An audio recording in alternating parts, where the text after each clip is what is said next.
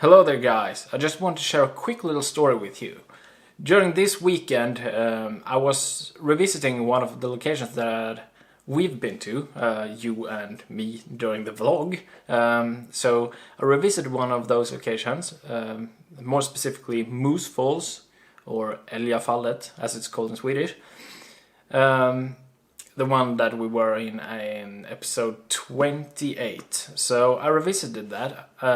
As I said in that video, I said that I wanted to revisit it because of the lack of water that was flowing during the time I was there. So now it's perhaps, what can it be, almost 2 months later, and we've had quite a lot of rainfall.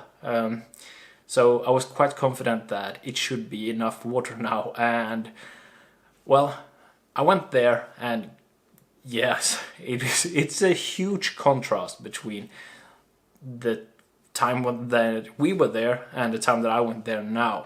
So the reason that I really want to share this now is because I want to show you the incredible contrast that the same location can be from one time to another. So, well, I'll show you the pictures here and talk you through them just a little bit. Well, in the picture now, this is taken at 70mm. And as you can see, there really isn't too much water flowing down. It's really sparse, and they're really like these little streams. Everything's splitting up, so it's just like these little streams running down. And even though it's kind of zoomed in at 70mm, it's still, everything looks a bit small, and it doesn't have any particular uniformity to it, which is why I really didn't enjoy this picture as much as, say, this one or this one, because those are more zoomed in and more focused on the lines of the waterfall and the water actually falling down as compared to this one. And well, I like the wide angle one that I took as well, but that's really pushing the perspective and bringing in a bit more interest into it. So now I'm gonna show you the pictures that I took this weekend, and you're gonna see that it is a huge difference. So remember this one, the 70mm one, and now look at this one. It's a huge difference.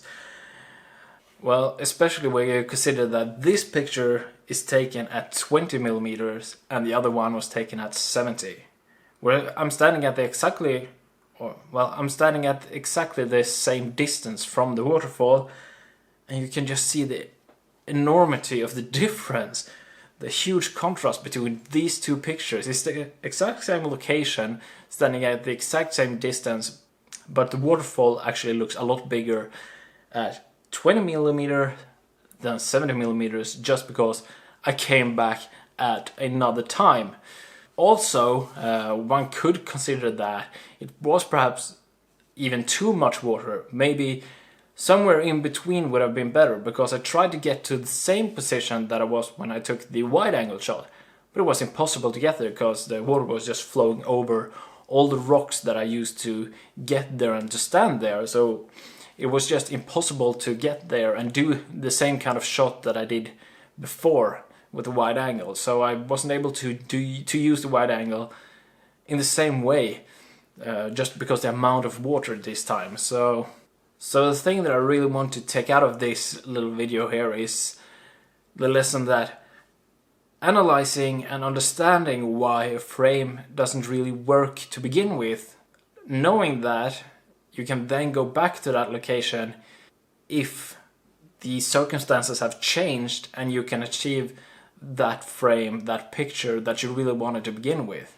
And that's exactly what I was able to do here.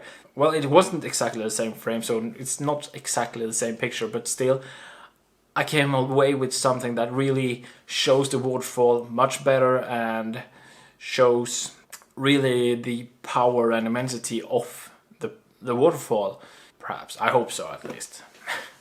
So I hope you enjoyed that little story, and that you could take something away from it. Know that just because a location doesn't work the first time doesn't mean it won't ever work. Try to analyze why the location didn't work to begin with, and ask yourself if there's any possibility that that criteria will change and that you can come back another time when the conditions are more favorable for you. So yeah, that's all for me this time. Thank you all for watching, and I'll see you all next time. Goodbye.